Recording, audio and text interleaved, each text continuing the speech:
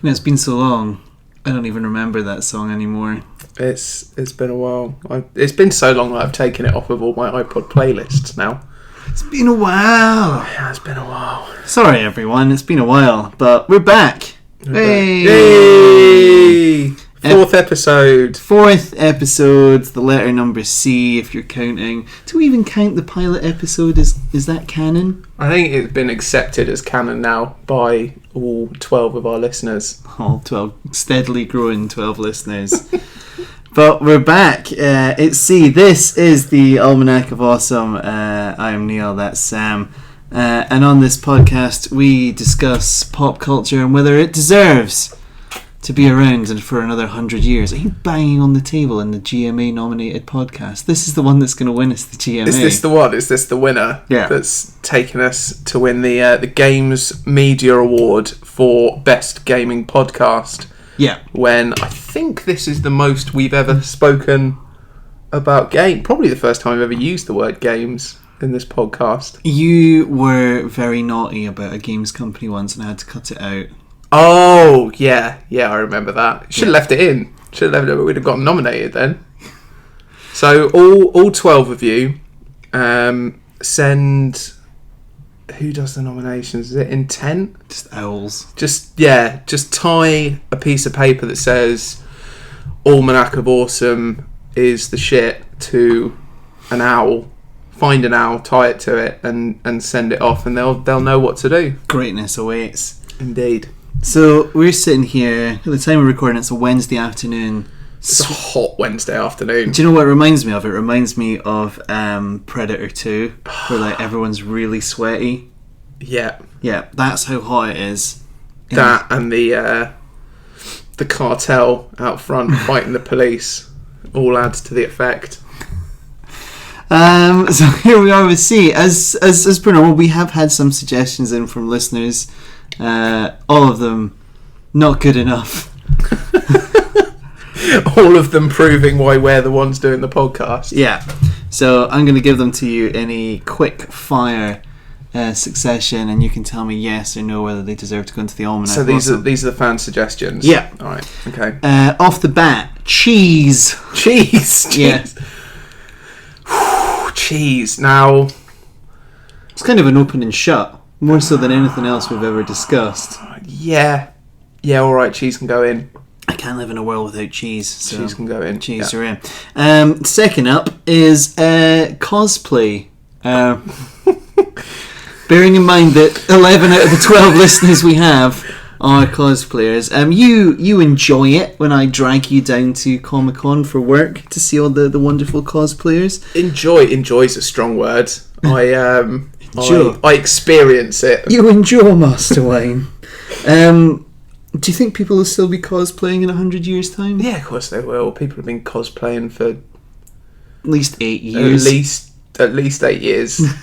So yeah, they'll definitely be doing it in 100 years. Cosplay is going to go in. Yeah, it doesn't hurt anyone, does it? Not yet. Except for my soul. Cosplay's in. So cheese and cosplay, don't mix the two. I didn't think no one ever mixed the two because MCM smells enough as it is. You don't need a costume made of cheese. You don't need a rich Roquefort roaming through those halls. And you're just going to drop in all the types of cheese you know now.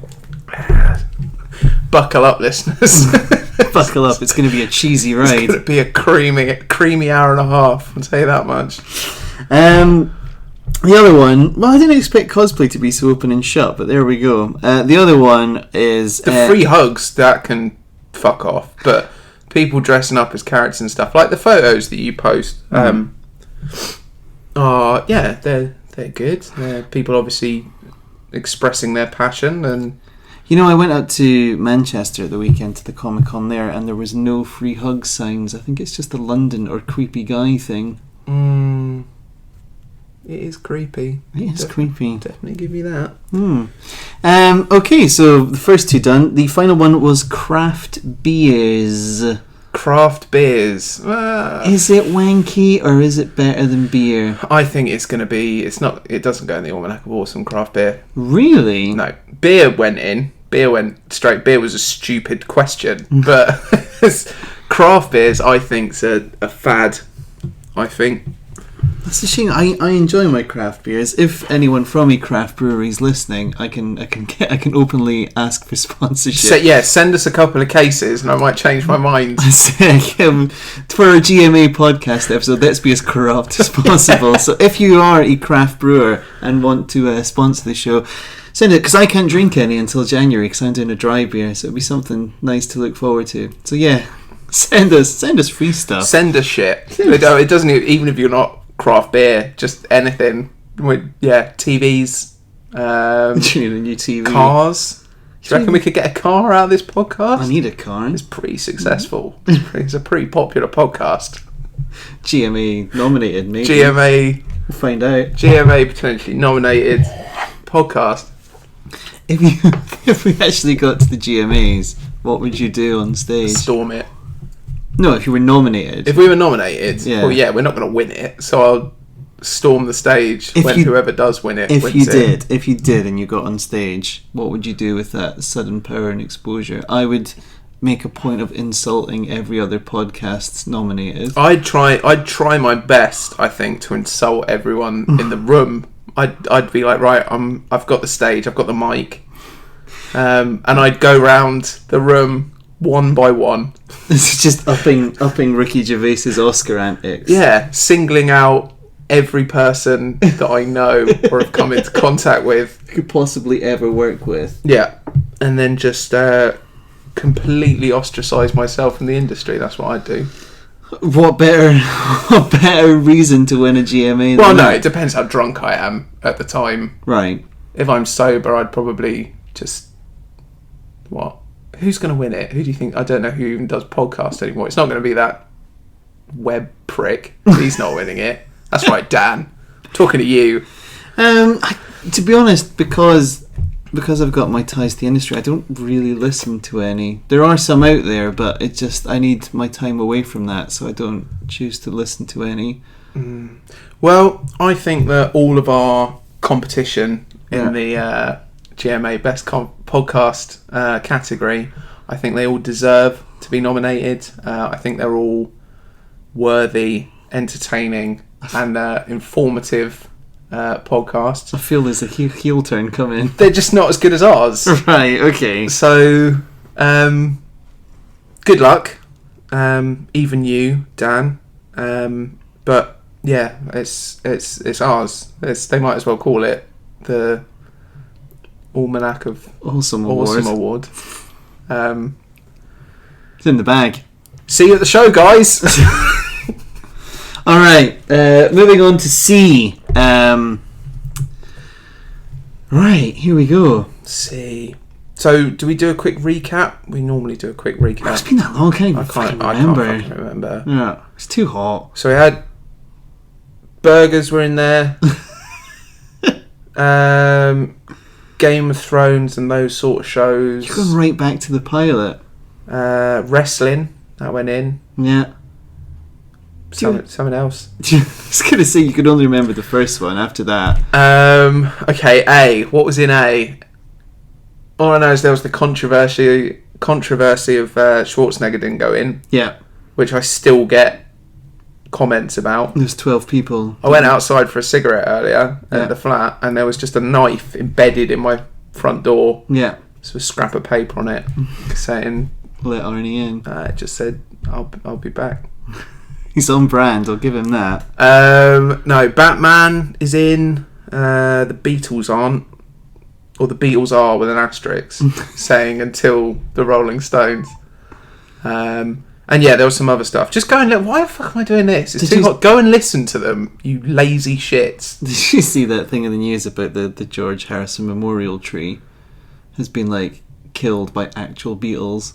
Perfect. Justice.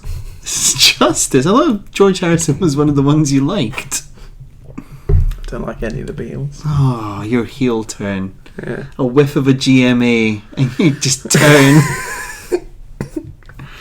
Alright, C.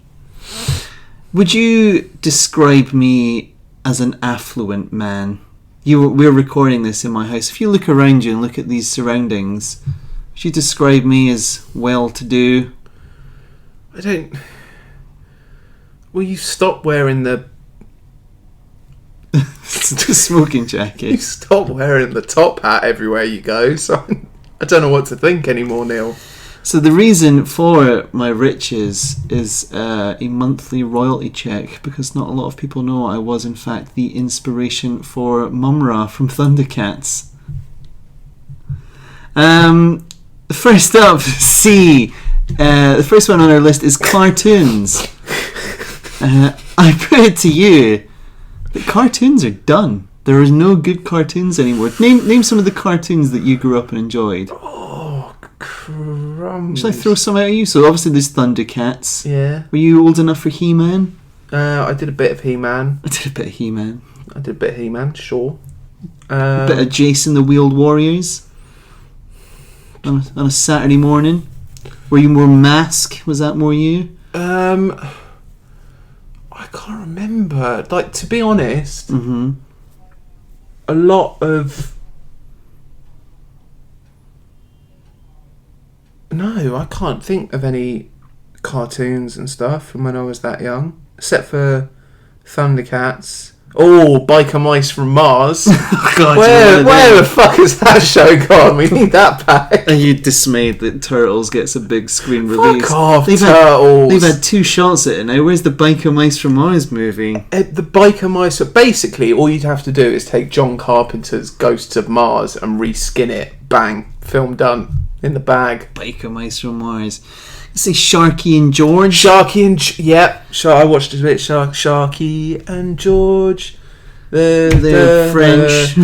But But the crime busters in the sea. They'll solve any mystery. Yep. Yeah, but Dog Tanyan and the Musket Hounds. Yep. Mysterious Cities. The Golden Eye showing my age now. Are these like cartoons? These are... I don't know what that last one was, but a lot of these are ringing bells. Biker Mice from Mars. But I can't... I mean, what do kids have now? Nothing. Dora? Bit Dora the Explorer? Yeah, but that's not in the... You can't Have you ever watched that? I don't know. What's it about? Is it just about a little girl who... It's got a talking backpack and a monkey. A talking backpack? Yeah. Bit like Rogue Trooper. You wouldn't have seen shit like that on Biker Mice from Mars. No, you They would. kept it real on that show. But like, yeah, even like the Turtles cartoon, I can't think of like a strong... Like, cartoons died out with Pokemon and Digimon, and they've never come back. I never watched Pokemon or Digimon. You're too cool. I never got the Pokemon thing. No. I was in like the peak bracket for it, especially the cards. Yeah. And I remember even then rebelled. just wondering what people were doing. That's really? You spent how much on those? Did you ever swap cards as a kid? I did football stickers Yeah. when I was younger. Do you remember the Star Wars Tazos they used to get from Walkers? I think I did Pogs for a little while. Can't go wrong with a good Pog. Maybe like a couple of months until it was just, that's the game. And then I gave up. The game seems to be buy more. Buy more of these cardboard discs. Do you find it unsettling that there are people of our age that still play Pokemon and get Pokemon cards? Yes. Very. Very. The games I get, Yeah. can understand that. But anyone out there, I'd say 20... I mean, for me, realistically, I'd say 21 and up is when, if you're still going out and actively buying Pokemon cards for a collection, where Yeah. you have to stop and maybe take a little look at what you're doing. But then I suppose it's Yeah, it's collections, isn't it? People can collect what they want. I say we are surrounded by small fortune in Lego figures. We are surrounded by enough Lego to fill a Lego ship, a small museum dedicated to the history of Lego. At what point should you kiss your childhood goodbye? Because, like, obviously the Turtles are coming back out in the cinema. Would you go and see that? No. What about Transformers? No. But we will go. Why? The Transformers franchise, like when that latest film came out, and everyone was like, "Oh, maybe like could this one be quite good?" And it's like, "Oh, they got the dinosaurs in the trailers and that." And and then people went and saw it and came out and were like, "No, that was fucking awful. That was absolute unwatchable Michael Bay shit." Yeah. But I don't know what people were expecting. The first one, fool me once, shame on me. Fool me twice, probably still shame on me a little bit. Fool me 3 times. Are you sure you've got this the right way around? Oh no, sorry, right. It's a hot day. It's a hot day. Having an existential crisis. I've had a couple of beers with lunch. God, I miss beer. So fool me once. Yeah. Shame on you. Right. Shame on me. Fucking shame on you, Michael Bay. I'm sure he's quaking. Fool me twice. Yeah. Shame on someone else. Shame on me because you saw that first one. Right? Sequels don't get better, and you've gone and seen it again, and it's made loads of money, and everyone's come out and gone, that was shit. And they had the 2 unbelievably racist Transformers. That was 2. Right. Then you got the third one. God, I have no idea. Which was the one with robot balls in it? 2. That was the second 2. one. I think that's the one I've seen. Yeah, you don't forget something like that. I couldn't tell you anything else that happens in the film, except for it's got, racist stereotypes and a pair of transformed balls. Third one, really shame on me for seeing it. Really, I should spend a week just separate from society, living in a cave or something, just to fully come to terms with what I've done. And then a 4th one comes out, and you've had enough. And that's your line in the sand. I'm surprised cinemas weren't burnt down on the opening night of that. So when is it all right to when should you kiss goodbye to childish things? Because what makes the Transformers different than, say, like the Avengers? Like, I imagine we'll all go and see Guardians of the Galaxy, but that's a childlike thing, is it not? I think that's tone, though, isn't it? And it's the layered thing. Like, it's the way that you can't compare anymore. Like one of Disney's straight to DVD films about Tinkerbell or some other minor character that they're desperately stretching for some more money, and a Pixar film, right, where they're for completely different audiences. So they're they're scripted and designed and built so that they'll appeal to different age groups at different stages, which is what I imagine is happening with them. I imagine, though, with the Marvel films it's slightly different. I imagine they sit down, conceptualize like an adult blockbuster, and then figure out what they have to tone down and take out to get to a rating where kids are going to want to see it too. That's what I would suspect happens. Because you look at a film like The Winter Soldier, right? That's not like a family friendly action film that they've made. That's fair. It's a geopolitical thriller that they've just sort of taken a few bits out and massaged some bits, and I suspect this is it's a 12A GMA nominated speech. Go for it. Of course, we all want to see an 18 rated Wolverine film. Yeah. I wasn't expecting the Wolverine to just. That said, Days of Future Past was quite good. Days of Future Past was very good. Yeah. So, but then I don't know if that's abandoning your childhood. Well, what about cartoons specifically then? Well, cartoons again. It's talk to me about. You've got your Family Guys and your American Dads, and so it's all right to move on to those. So, I guess so. So talk to me about My Little Pony and its brony faction that has arisen. Well, it's fucking weird. Like, I know everyone has their thing and everyone's different, but it's fucking weird if you're a middle-aged man who's that into My Little Pony.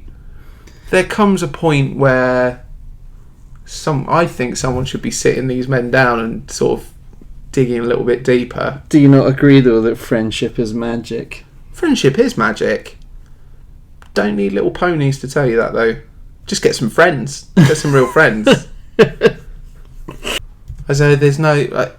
no, I don't like the My Little... But the brony thing. To answer your question in a much more succinct way, no. It's not for you. It's not for me.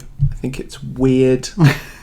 And these men should be stopped. Burn their tails, that's what I say. How would you reckon their response would be if you left a horse's head in their bed to send them a message? Only like instead of an actual horse's head, it was like a giant stuffed My Little Pony one with the smile and the big eyes and stuff, and left it in their head. Are they going to scream or are they going to fuck it?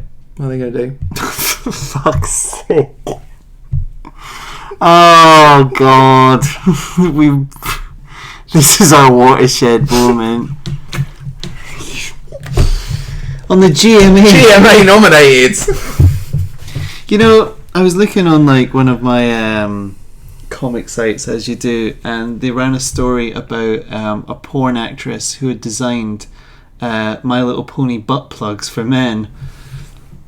Which was like, you can get sort of really fairy-tailed butt plugs, so you can be a fox or whatever, but like this porn star had the brilliant idea to like aim them squarely at My Little Pony enthusiasts, and they all had fantabulous like ponytails, quite literally ponytails. Hey, supply and demand. I raise this only as we've smashed our watershed now. 2 questions. Right. No, I didn't order one. 2 questions. Yeah. First,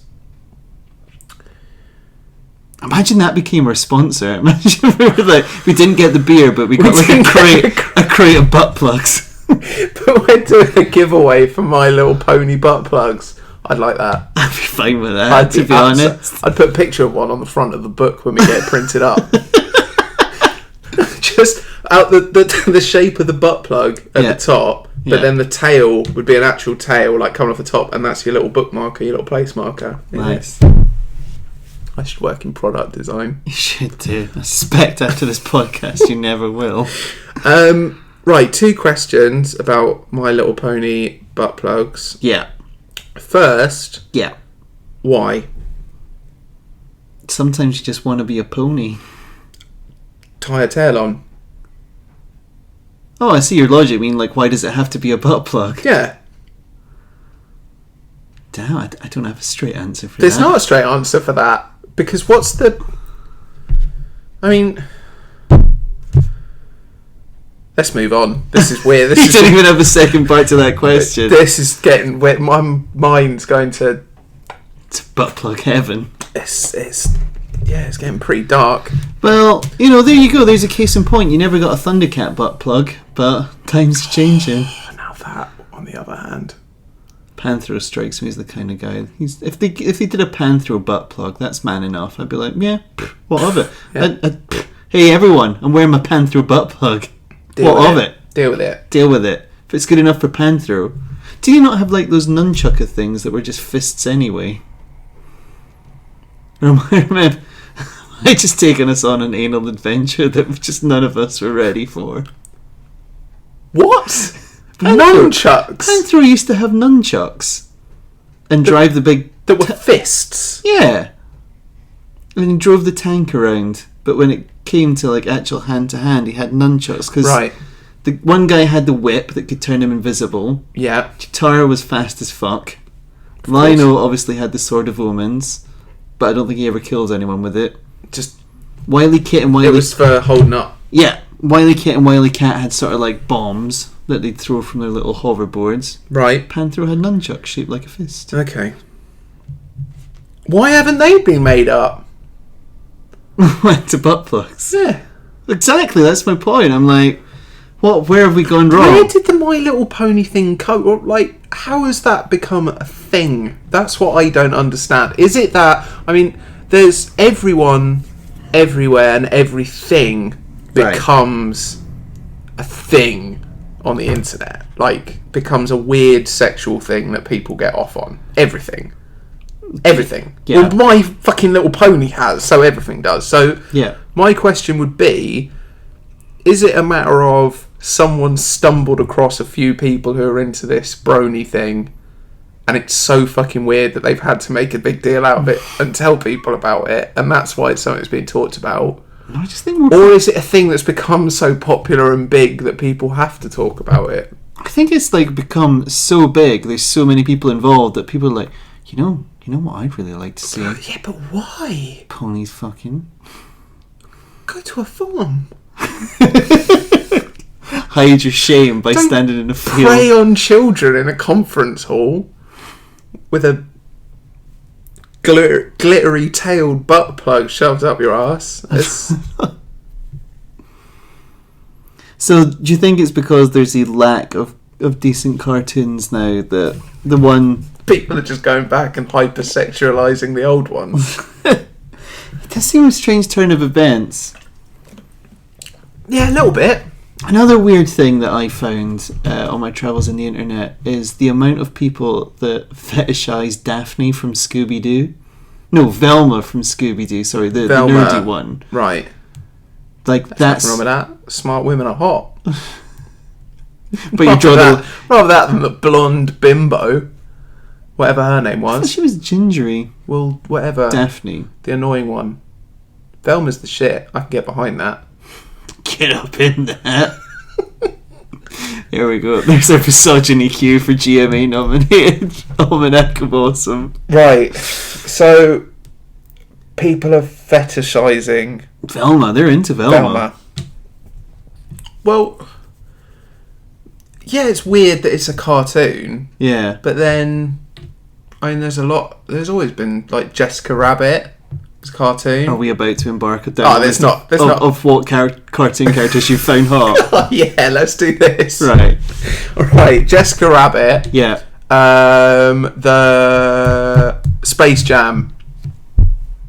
What's the name of the rabbit in Space Jam? I'm assuming you mean the female, the one that isn't Bugs Bunny, the girl rabbit. Is it Daisy? I can only remember the Monstars. The Monstars. Right.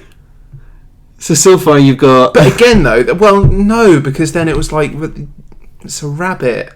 So you never sat I probably there have to go back now. I mean, like, there's a difference between watching this stuff when you're 12 full of hormones and full of hormones and like, I don't know, now that you're 26 and you hate everything. 27. 27, sorry. Now that I'm 27 and... Would you still find a cartoon rabbit sexy? Still find a cartoon rabbit. Oh god, it's taken such a strange turn. I'm going to be editing this all night. You must have sat around with you... Did you ever sit around with your mates and discuss, like, Betty or Wilma from the Flintstones? No. No, can't. Where have all the cartoons gone? They've gone. They've gone and they're not coming back. Weird fucking people just one day decided rather than watching them and taking joy from them, they just wanted to fuck them. That's literally what's happened to cartoons. That's where society has gone. So, excuse me, I could have bleeped that out. Archer's the best cartoon. Archer is the argument for all cartoons. So, do you think then that cartoons haven't gone away so much as they've grown up with us? And unfortunately, kids. But I mean, how many times have you been awake at 7 on a Saturday morning and turned the TV on? Not unless I'm still been There's awake. There's probably shitloads of cartoons. Unless I've been up from the night before, in which case I'm in no set of mind to appreciate them. There's probably shit going on. There's probably shit you haven't even seen. Yeah, there's probably cartoons you couldn't even imagine. And in 30 years' time, you're going to be dressing up at them, wanking in public places. God, this has been our darkest podcast by far. So cartoons, okay. So Archer goes and bucks the trend and says cartoons are alive and well. You've got Bob's Burgers, Archer, American Dad. I'm loath to put Family Guy in there. Futurama, I love. Mm-hmm. The Simpsons still trundles on. The Simpsons had 4 good series. The rest of it was subpar. There, I've said it. I know that's a big one. I know that specifically a couple of people who actually listen to this. If you're listening, Dan Castanella, are gonna be annoyed about this. All right, but yeah, The Simpsons for me. There's a few series in there which are prime, like really good, but it just lost its way. Don't see a Simpsons butt plug. Oh, can you imagine? I'd rather not. It would be Marge, wouldn't it? With that knobbly haircut. Oh, God. Get that image out of your head. Have a little Marge Simpson up there as well. Now, every time I look at that bit of Lego, I'll be thinking... It's going to be bigger than that, I can promise you. I wonder... What fans do you reckon? I reckon if someone does ever discover these recordings, I'm like, what did 20th century man talk Can you imagine about? if anyone important ever listened to this? What did they talk about? Well, which cartoon characters they fancied, and what cartoon character they could put up their arse. Yeah. Whoa. Why was that a step too far? You're like, is it just dawning on you that that's what we've been talking Steady about? on, Neil. This is a family show. It's really not. We've got that explicit rating for a reason. And today we've earned those spurs. Yeah, I'd tell you what, if this gets through iTunes, whatever it is, compliance, then That's fine. We can say whatever we want, unless someone complains. we can say whatever we want. We can say whatever we want now. Well, Before that, let's decide once and for all. Cartoons, do they enter the Almanac of Awesome for something that's going to be around for 100 years' time? I can't take your cough as an answer. I was waiting for a break so you could cut it out. I'm going to be editing this one enough tonight. I don't think we can take cartoons out. This may be your most devious move since Schwarzenegger. I mean, well, no. See, the thing is, I'm thinking that cartoons have to go in. Right. Because they are important. Right. Okay. I think, again, right, cartoons I think go in. Because cartoons are obviously a big part of our childhood. Yeah. I doubt you're going to find anyone under the age of 10 who doesn't regularly watch cartoons. We've now got more adult cartoons that we can enjoy. It's a way of comedy and entertainment sort of playing with real life and satire in a way that it couldn't do in a live shot thing. South Park is probably one of the greatest, could you call it a sitcom? Or yeah, that would work. Sitcom satire shows of all time. I would put an asterisk next to cartoons. Oh, here we go. Right. When we sit down for the 20th anniversary of the Almanac of Awesome, we're going to reassess. Yeah. And if Marge Simpson has become a butt plug, that's the asterisk. If basically if this hyper sexualization of beloved Carter, basically the moment I see a Percy Pig, what is it, Peppa Pig, the moment I see a Peppa Pig porno, I'm giving up. Cartoons are coming out. There you go. That's your statutory asterisk in there. Yeah, I think that's fair. Cross that line if you dare. We've covered cartoons. And anal sex. Not sex, anal invasions. Not invasion. Anal stimulation at great exhaustive detail. At great depth. Oh, great depth. Very good. So let's crack on. Right, cartoons are going in. Cartoons are in. In perhaps a similar vein, I know this is a topic dear to your heart, dear to many of our friends and dear listeners' hearts. Similar to cartoons, I'm going to give to you comics. Been with us for a few centuries now. Yeah.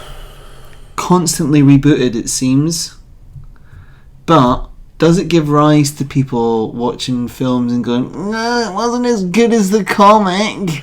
Well, yeah.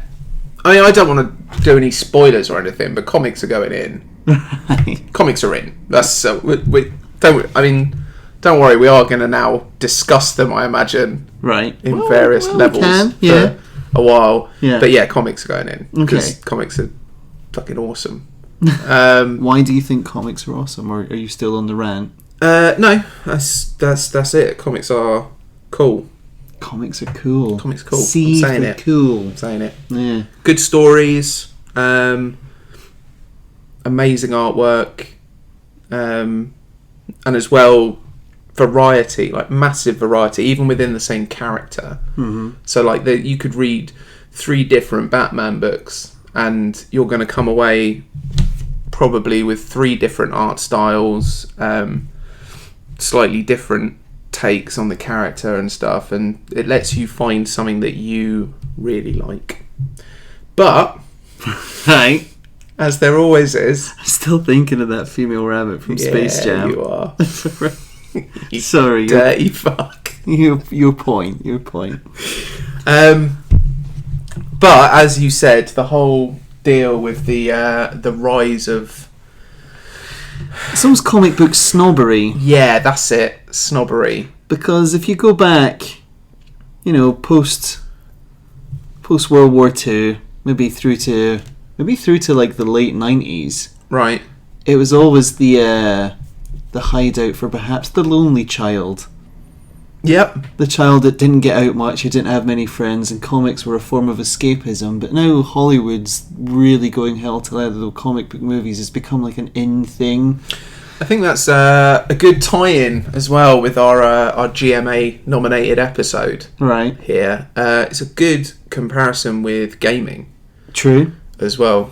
Took comics a lot longer, obviously, but gaming was for years and years, and it was exactly as you said, the pastime of the lonely shall we say, more introverted child.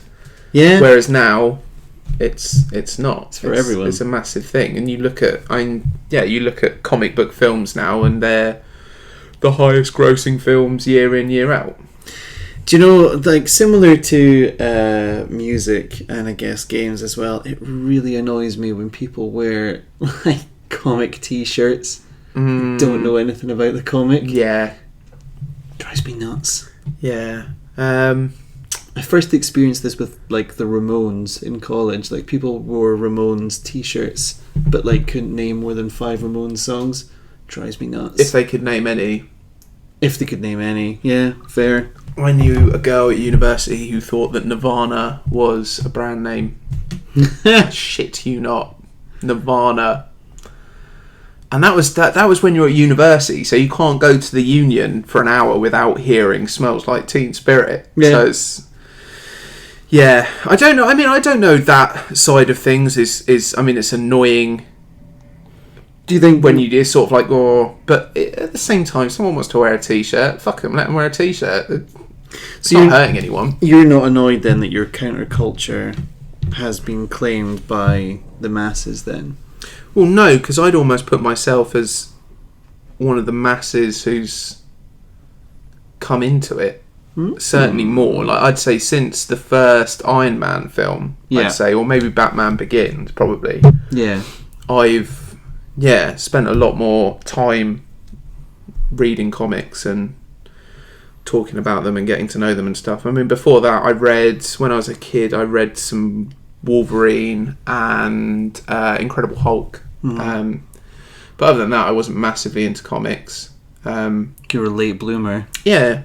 And And I think it is. It's that shaking of the perception that they're just the folly of children.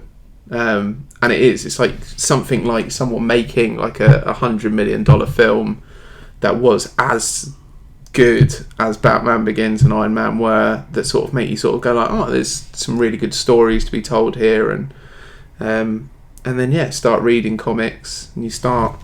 Yeah, the stories that you will have seen in films are 10 times better in the comics. Every time, every single time. There's no filmed version of an existing comic story that's going to be better than the comic, because the depth that they can go into and the amount of character development they can do is that much more. But, and here's your but. It's the side of things that you mentioned before of the snobbery, the culture snobbery of people getting annoyed at misinterpretations or minor changes, and it's just shut up and stop. What are you moaning about? Why do you care? Did you remotely care that Thor has become a woman, or no. were you just like, wait, who would care about that? Really? Did you have a negative or positive? Were you pleased, or were you just like, no? Or were you like, well, yeah? No, to be honest, my reaction was just, why not? All right, we'll see what this does for a while. Yeah, like they haven't just especially when you're like now those core characters in like the Marvel universe that are in these films now and are like tied in for the next 20 years or whatever ridiculous plan they've got. They're not just going to have sat down a meeting and gone, right, Thor sales are dipping a little bit. Let's make him a woman. Let's do that and see what happens. Like, they're going to have like things that they want to explore, ideas that they want to play with Thor as a woman. And I, for one, very much look forward to reading them. What if... Plus, a woman Thor with the armour and stuff looked fucking badass. It was awesome. Almost as good as a girl rabbit. Almost as good as a girl rabbit in a cheap basketball jersey. Not quite. She didn't have the ears. Oh, it's the ears. Oh, God. If you could recommend a comic to the listeners, or a few series... A series? Well, or a specific... What are you reading now that you think people at home would enjoy? Well, I've just finished reading through, for the second time, Born Again, which is Daredevil. Right. Which good friend and long-time listener, or at least he fucking better be, Stu Taylor, gifted me. All right. And it's because Netflix have got this Daredevil series coming up, and Born Again is, having read it a couple of times now and was explained to me for a long time, is like one of the seminal sort of Daredevil stories and sets a lot of stuff up. And it's this Netflix series coming up is apparently going to be based very heavily on the Born Again storyline. Oh. That was really good. Yeah. That was really good. Scott Snyder's Batman stuff from the New 52 is incredible, I think. How he handled the Joker, that book is really worth reading. Other than that, I'd say, like, for anyone who's not reading comics and wants to try and jump in, either go to your local comic book shop, go to the indies section and look through covers and look through smaller comics that aren't the big name stuff, because most of the time they're shorter runs, they'll be easier to jump into. You might find something that's a bit more personalised to you, but if you want like you want to go in for one of the big characters, then yeah, personally I think Batman, start from the beginning of the New 52 stuff, the Scott Snyder Batman, and do that. Good. I have enjoyed that one, I must admit. That's a good recommendation. I was reading Rat Queens, which I don't think you've I've not. No, I've heard good things about that and the other one you're reading, the new 52 Wonder Woman stuff. Yeah. I got to thinking one night. I wonder how I would, because there was all this talk of why they won't do a Wonder Woman movie, and I thought, well, how would I do it? And I thought, hang on a minute, I can go and see it being rebooted right now in the form of comics. It's been quite a good run. Been enjoying that. Rat Queens. What else am I reading? I've always been a big fan of the Garth Ennis Punisher Max stuff, but that's sadly come to an end. Yeah. The Boys have got into catching up on that. That's been out for a while. And then there's Crossed, but oh god, don't read Crossed unless you want to have a very bad day. Literally is the darkest, most horrible, messed up thing you can imagine. After this podcast. Yeah. It's out there. So, comics then. Will comics go into... You've said yes, there's no reservation of that. In they go? They going into the Almanac of Awesome? Yeah. Not including that Adventure Time shit. Right, here's an asterisk. Why don't you like Adventure Time? Adventure Time's another cartoon, of course. Yeah. They just failed to register with us. Fuck off.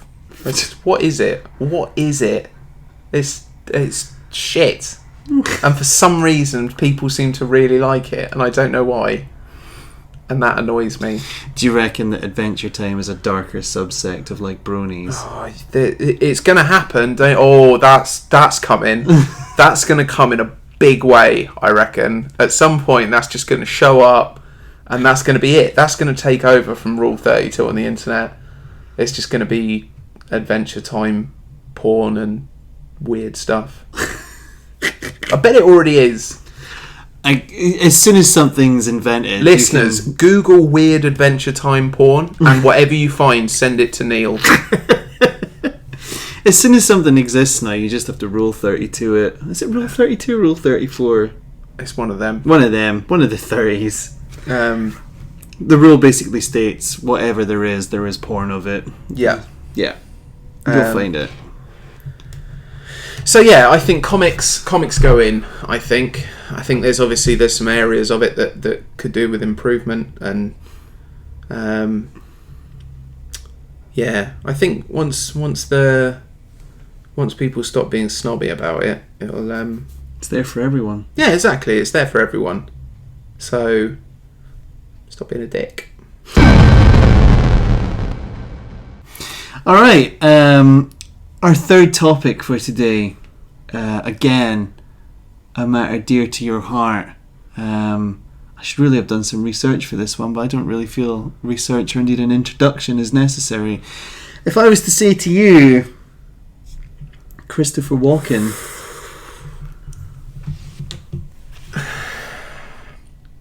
there's a sigh, and that worries me. I've got a lot of love for Christopher Walken. There better not be a but coming. There's no but. I don't think there is a but. What were those weird horror films he made? The Prophecy trilogy. Mm-hmm. They were a bit hokey, but other than that, Christopher Walken is amazing. What was that? Is that your Walken? No. Stop slamming a bottle down on our GME nominated podcast. Sorry. You say Christopher Walken is hokey, but I feel you can enjoy him, or like Nicolas Cage, you can seek him out for his over-the-top stuff and enjoy it more. Yeah. Have you seen something with Christopher Walken in it where he gives like a really good performance where you're like, that is some good acting, Christopher? Yeah. True Romance, the Sicilian scene. Mm-hmm. So it's a cameo, but he's... Yeah, that the whole sequence is really good. Did you see Seven Psychopaths that came out recently? Mm-hmm. I thought he was good in that. He plays sort of he's almost like a version of what people see Christopher Walken as. Why don't we talk about Christopher? What is your favourite Christopher Walken role or movie that he's been in? What's your favourite Christopher Walken performance? I'm going to put you squarely between the army guy in Pulp Fiction, or Max Zorin in A View to a Kill? Where he's just allowed to be Christopher Walken with a gun. I think... Well, the army guy in Pulp Fiction does tie us up nicely with putting things up your ass. It does. So, yeah. It does. I think that's the perfect segue. It's been the Almanac of Adventure, yeah. I think Christopher Walken, is at his best when he's monologuing. When he's got a nice chunk of dialogue that he can work his way through. Just eat it up. So yeah, the watch speech in Pulp Fiction, the Sicilian scene in True Romance. Did you ever sit through The Deer Hunter? Yeah. Do you rate it, or was it just of its time? It was just of its time, I think. I think it was interesting because it was looking at something that most films don't look at, but I don't know what a modern... It's pretty fucking depressing, really. Yeah, I don't know. It does have a flamethrower in it, though. Or is that De Niro? I'm pretty sure it's Walken. I don't know what modern audiences would make of it, though. If you had to pick your role... Right, so the next Avengers film's coming up. You can recast or design a role specifically for Christopher Walken. More than anything now, I just want to see Christopher Walken as Nick Fury. That'd be pretty good. That's a good shout. More so than I'm Iron Man. Yeah, that'd be good. I like that. Yeah, Christopher Walken. Every time has Christopher Walken ever shown up in a film, and you're not just immediately like, this is gonna be good? He's surprised me before. Like, I think he showed up in one called like Joe Dirt, which was like an awful comedy until Christopher Walken turned up. Don't be nasty about Joe Dirt.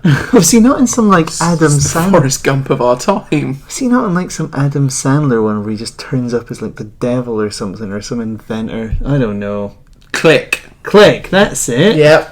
But even so, it was you're like a shit film, but when Christopher Walken's on screen, it's that added value. It's that excitement that he brings to things. That the nervous, unpredictability. Nervous energy, as IMDb describes it as. Nervous looking man that he is. I wish you could bottle it.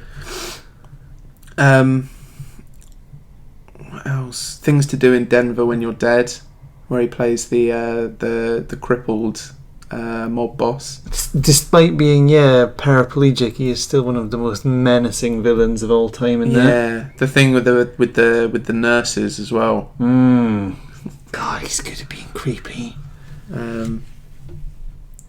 I feel this could be a real short one, in all honesty, because just I can't fault Christopher Walken. And he shows up and he knows why he's showing up. He's made a living out of being Christopher Walken. Yeah, literally. Whereas has Christopher Walken ever been the romantic lead in something? God, he should have been. I don't think he has. I can't think of anything that he has. No. I wonder if he's lucky in love. I wonder if Christopher Walken's married. Do you reckon he has kids? Would you like imagine having Christopher Walken as a dad? Christopher Walken. Do you know what Christopher Walken's name was when he was born? Tell me. Ronald. Ronald Walken. Yep. Maybe the move to Chris wasn't such a bad idea. Ronald. What else has he popped up in? So, Click, as we talked about. Wedding Crashers. He was the dad in Wedding Crashers. Where it was a relatively straight role for him. It was really straight. It was just him being a dad. A politician dad. That's all it was. But doesn't he have the one weird scene where he's talking about his crazy son? Man on Fire. That was good. How can we offset the intensity of Denzel Washington? Christopher Walken. Just drop a bit of Walken in it. Put a Walken on it.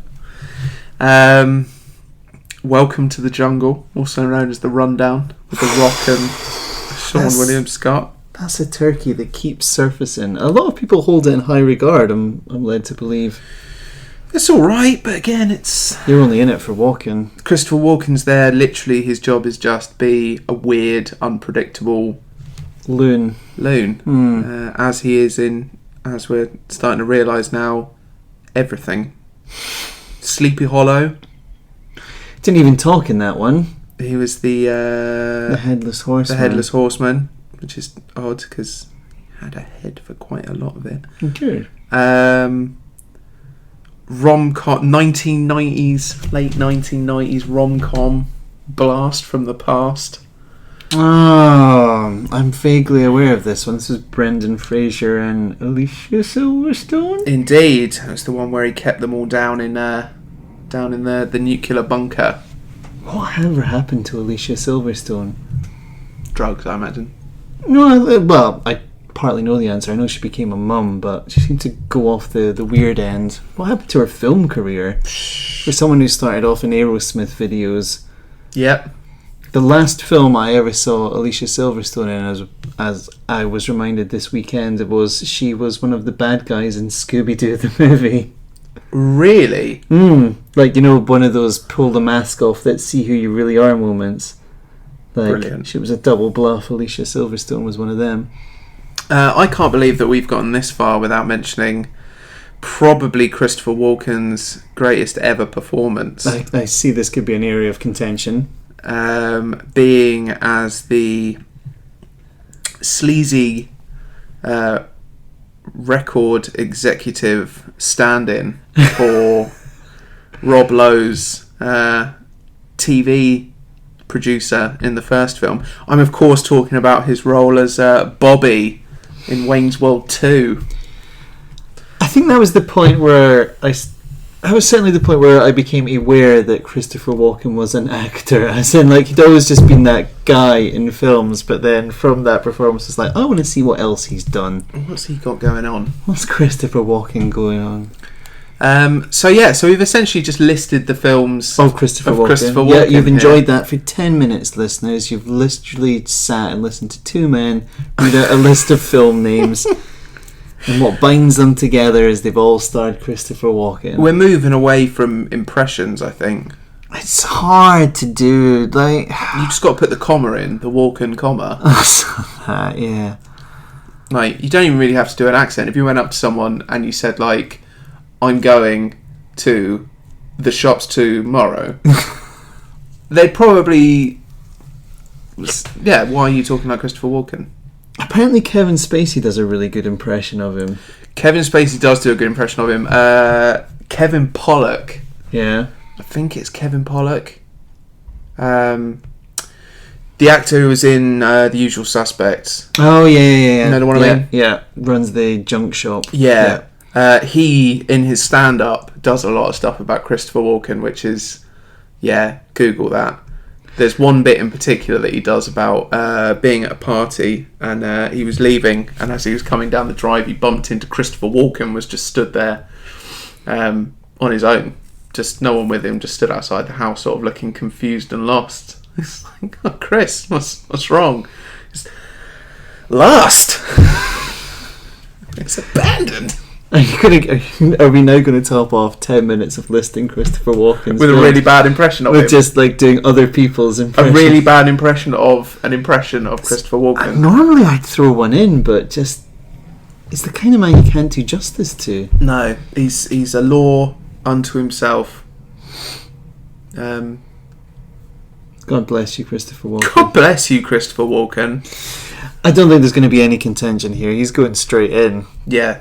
Seriously though, will people still be talking about Christopher Walken in 100 years' time? Well, yeah. If you know what's fucking good for them. Because if anyone stops talking about Christopher Walken, you find them, sit them down, and play the watch scene from Pulp Fiction, and immediately they're going to want to know more about this intense. I hope he crops up in Sin City 2 for no discernible reason. Yeah, he'd fit, wouldn't he? Fit right in. That'd be interesting. I might, when we're done here, I might petition Hollywood. Yeah, I might just write a letter to Marvel and just say, look, we've had an idea. I know you're doing all right with Sam, but he's only tied in for so many. Yeah, You know you want to get in that role before he kicks it. Big walks. Can you imagine like just the next Thor movie they've just replaced Anthony Hopkins with Christopher Walken just with a beard. They don't even acknowledge it. Like they don't even like, oh, Uncle Larry's had to take over from. That would be so good. Again, I cast you out. Right. Christopher Walken's in. No one in their right mind can oppose Christopher Walken. Yes. I want someone to try. I want someone to get in touch with us and try and oppose Christopher Walken. No, it can't be done. It can't be done. Stand up, guys. I think that's the closest it's going to come. No. Christopher Walken's in. He's untouchable. Of course. Oh, he would have been good in The Untouchables as well. Oh, can you imagine that? Just replacing the Sean Connery character. Yeah. All Anyone, you name them. Everyone in Al Capone. Christopher Walken is Al Capone. Sorry, Bobby. We've got Chris in. It was between you and Chris, and we feel he's a more convincing Al Capone. I know. I appreciate you've method acted and grown all this extra weight for the role, but we want an actor. Had some pants made up. We want an actor who's going to burst into a little dance. That as well. I think that should be the image that we end the Christopher Walken section on. Is when he was in that Fatboy Slim video. The final point of C. 2 podcasts ago, you gave me an asterisk. Oh. An asterisk that a man can't be judged on the content of his character so much as his works. And for my final C, I submit to you the emotional roller coaster of perhaps the finest movie ever made. Some have said it's Citizen Kane. It's not. It's another movie that begins with C. I am, of course, talking about Commando. I did wait. I was building that till you took a drink just to do that. That was almost wine all over the microphone then. How old were you when you first saw Commando? 12. Good age. That's a good age to become a man. 12. I was definitely 12. Snuck in and watched it with my brother and 2 of his mates. We went to the cinema? No. Oh, just had a video of it. Right. What was it that instantly grabbed you? Was it the steel drum instrumentals? It was how quickly it escalates, I think. It does, doesn't it? Does it not just start off with starts with them, the bin men? Yeah, they're up in up at his little retreat, his little cabin in the woods. Where Jenny's making him sandwiches. Yeah. And you spend there's that first sort of the way their relationship plays. This might just be me. The way their relationship plays when you watch that film. There's a 2-minute window at the beginning where you think, what's going on here? What's their setup? I quite like he nails. It's only when either she calls him daddy or, again, that doesn't really answer it, but when it's made clear that it's a father-daughter relationship, because before that there is this weird sort of Arnold living in a mountain retreat with a young lady. Wouldn't put it past him. You're just trying to besmirch him again. Like even when we talk about Commando, you're trying to undermine Arnold Schwarzenegger. Have you no decency? Hey, I think man's got a libido that would put away a rhino. I think we nail Arnold Schwarzenegger's relationship very quickly in that movie when he makes the awful dad's joke of he picks up her like pop music magazine and turns to her and goes, "Why don't they just call her Girl George?" And you're like, only a dad could make that joke. Yeah. But then, it escalates, and it's just straight. Like, I swear, before you even know the film started, they're at the airport, and he's there, "Hey, Sully, kill you last. I like you, so I'm going to kill you last." It's a rip-roaring adventure, isn't it? Yeah. They're off to old Valverde again, the same place that Predator was set. Indeed. So in this universe, Arnie's character deposed the dictator. I wonder if that was in the same timeline as all that was going on. He would have fought the same rebels that other Arnie would have fought. Maybe it's the same person. Maybe it is the same person. Because Danny Glover took over in Predator 2, and it was supposed to be Arnie playing his brother. I'm just a downtown LA cop. Sorry, Danny Glover was more believable, and that's saying something. What is your favourite part of Commando? Aside from anything with Bennett in it and his chain mesh armour. Just the fact that, one of the main bad guys of what at the time was a big serious action film is a man wearing a chainmail vest. You don't see it enough. But you know his role before that was playing the guy with the mohawk and the arse cheeks cut out of his trousers in Mad Max 2. That's the same guy. Suddenly makes a lot of sense. He then went on Do you reckon he brings his own wardrobe to these films? I'd like to hope so. He then went on to have quite a long run as the villain in Power Rangers. He's done alright for himself. You often watch it and think, whatever happened to like these actors? I wonder how they ended up. Ironic, probably next to Arnie, he's the one who's probably made the most bank. It's just not bad for Bennett. It's not bad for Bennett. What is your favourite line from Commando?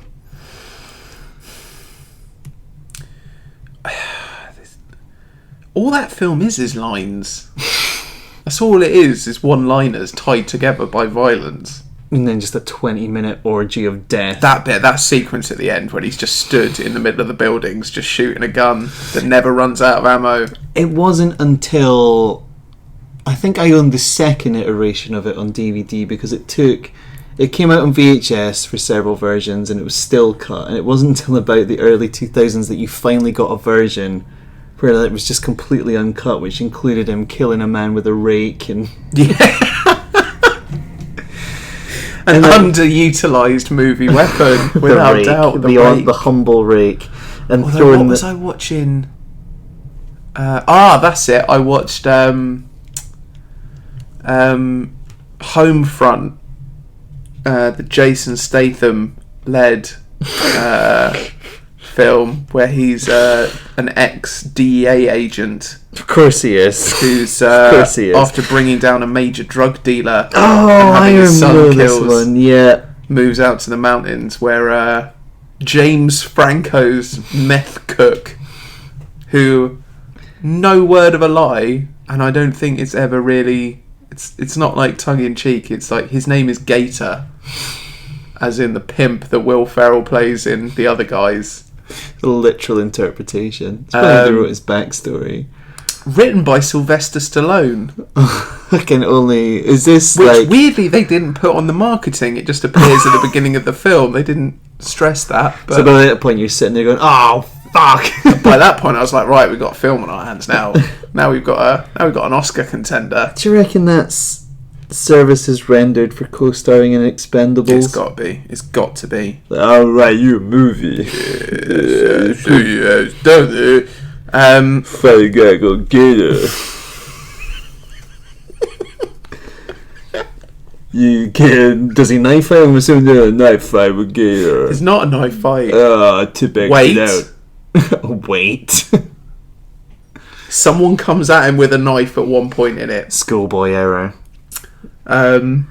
This is like Jason Statham, who once had the line from the film, "I now pronounce you man and knife." So yes. You can't go up against Statham with a knife. Oh god, just. But yeah, I was watching this Homefront film, and what was the point I was making? Something tied to Commando. So I'm assuming a man running off to live in the mountains with his daughter or child. No. Favourite lines? No. You just wanted to talk about Statham. You can't wait. There was something. You can't wait to talk about Statham. So you're like, I'm just going to... Instead of talking about Commando, let's talk about Statham. There's something about Jason Statham films that are just... The continuation. They're just laughably bad. Like, I see the Jason Statham's filmography as like the Bond series. Right. So like they're all separate films, And and with Jason Statham, clearly he's meant to be like Different these characters. are all his unique different characters and everything. But they're all the same. When I watch them, it's the same character. But every film he's in. Mrs. Neil and I have this strange tradition that when one of us are ill, we stop up and we watch all the Jason Statham movies on Netflix. You know, like, I enjoy the film Snatch year round. Yeah. Because that's a great film. But I only ever seem to watch Jason Statham films when either I'm ill or she's ill or I'm on a plane. I watched Parker on a plane. Well, you need, in order to properly enjoy a Jason Statham film, You need to be slightly delirious. yeah, there needs to be a good 50 to 75% of your brain needs to be struggling or switched off. That's at that point you reach a level base enough that you're going to actively enjoy what's happening. Do you have a shed in your garden? Yes. If armed militia There's not much room in it. were attacking you, It's full of My Little Pony butt plugs at the moment, but if armed militia were attacking you and you dived into your shed, Yeah. what commando style weapons do you reckon you could come out with? Have you ever been in your shed? Because I know most I've most literally Londoners never have gone into the shed. it gets better. I've been living at my flat now for over a year and a half. Yeah. I've never even been in the garden. Is it a communal garden? I'll point out, we share a garden with the people downstairs, Right. but which is sort of split in half. Yeah. And we've got the back side of it. Yeah. But to get to the garden, you've got to go down this little staircase hidden behind a hatch in the kitchen. Yeah.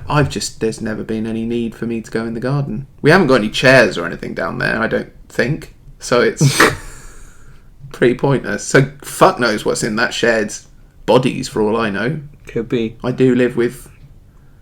I'm not going to say names because I bet it's not in this. Encroaching on slander at this point. Given this is the one that the GMA hosts will definitely be listening to, you probably shouldn't incriminate anyone in a murder inquiry. Who's on that board? Oh no! Like, who actually judges it? Because I'm pretty good at blackmail. I'm pretty sure whoever it is, they wear a cape. Yeah. Yeah. And smoke a pipe whilst listening to podcasts, judging us. Fuck you, we don't want your GMA. They haven't talked about what they've been playing this week. Yeah. They haven't talked about the latest gaming news. It's a bit boring, really, isn't it? Who wants to talk about that?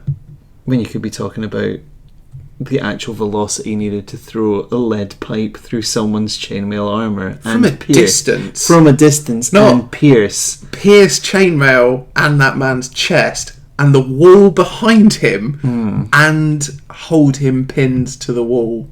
That's not... It's a hell of a throw. That's... Yeah. I imagine if you did javelin as a child, Neil, up in the mountains. Yeah. I suppose it was more caber tossing. Caber up there, tossing, yeah. But you're talking John Matrix there.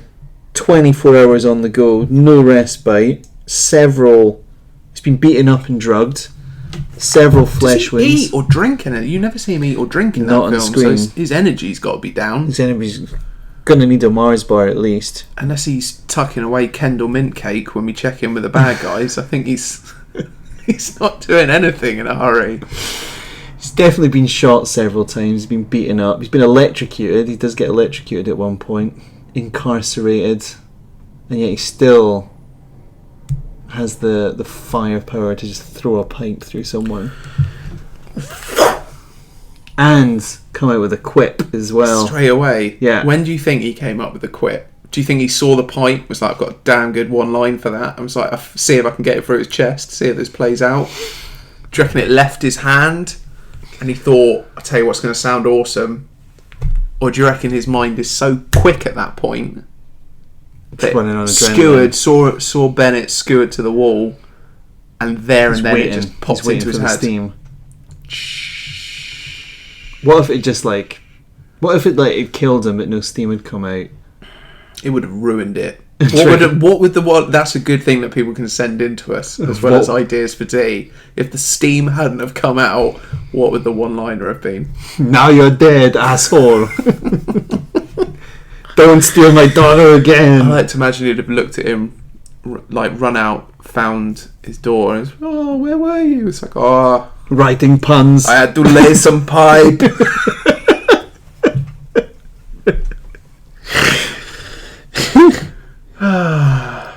We're good. We're going to get banned for this. I hope so. These are arduous. Commando. Does Commando go in? But the thing is, does Commando go in... It's a timeless tale. Is it going in over other Arnie films? Yeah. So no other Arnie films in there? There's a because ranking. then you got some problems. I don't think... Because to me, Predator goes in over Commando. I don't know. Oh, come on. That film is perfect. Still, to this day, Predator is the perfect film. Yeah. You can't even argue it. There's no bad bit in Predator. If I was to say to you Commando, Predator, Terminator 2, you can only choose one. Don't even get me started on Total Recall. Or maybe we need a subsection of Arnold science fiction, Arnold real life is on. Because I believe that Commando is in within the realms of. It's not documentary, isn't it? It genuinely surprised me if it came out one day and everyone was like, just followed him around. Commando's not a film. We just followed him around with some cameras. Yeah, he didn't know it was being filmed for most of it. We stole his daughter. Stole his daughter and thought, what'll happen if we film him trying to get her back? And all those people died. Ever since seeing that film, I have tried to downwind people. I've tried to learn that skill. It saved Arnie's life. Or bought him time anyway. Yeah. That's what Commando's taught me. Downwinding. Yeah. And if any of my old work colleagues are murdered rapidly, it's time to go to ground. That is also what that film has taught me. Like there's a storm coming. Yeah, but if your old work colleagues start dying, it's probably me that killed them. To be fair, it probably is. Alright, let's wrap this up. This is definitely over an hour. This is the weird one. Even if we take all the weird stuff out that we edit. I like that for the GMA nominated episode is the one where we've gone really fucking weird with it. We've broken. You'll never hear this at home, but we have broken every single taboo that there is. All those things that you're not meant to talk about. I might leave some of you in just to punish you. Right, so Commando, in or out? No, Commando's going in. John Matrix has got to go in. For the name alone. For the name alone, you can't. Yeah, Commando's in. Commando is awesome. Commando will still be awesome in 100 years. It does hold up well. So there you go. Commando is in, and that is our final entry. So on today's show, we've clean sweep. Pretty clean sweep. Today's show we've had. It wasn't entirely clear if you used the listener's suggestion. We had cheese and cosplay. They went in. Craft beer went out. Ah, yeah. You dismissed it as a fad, but we'll see when the sponsorship beer turns up. Do you know what I mean? But it's like if you're going to explain to someone like, yeah, you don't. There's no. It's craft beer. What's craft beer? It's like beer, but they make less of it.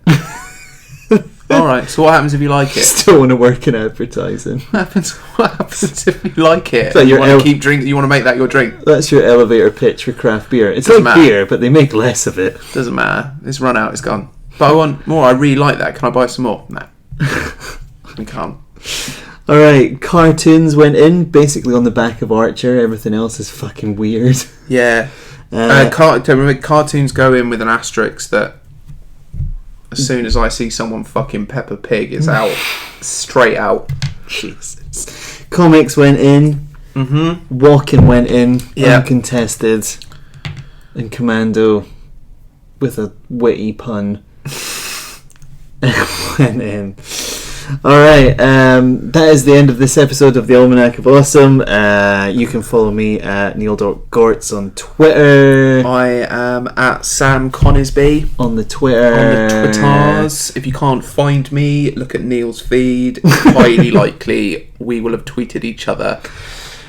Send us your suggestions for puns if Ben had been killed without steam. I'm sure the three of you that do will make us laugh. And suggestions for D, which is coming up. We're not going to leave it however long we've left it this time. Yeah, substantially long time. We'll get it done quicker. So send suggestions for D, suggestions for what John Matrix's pun would have been if the steam hadn't have come out the pipe, and just generally any grievances you have with the things that we're talking about, because I enjoy laughing at your discomfort. And on that note, thanks for listening. Bye!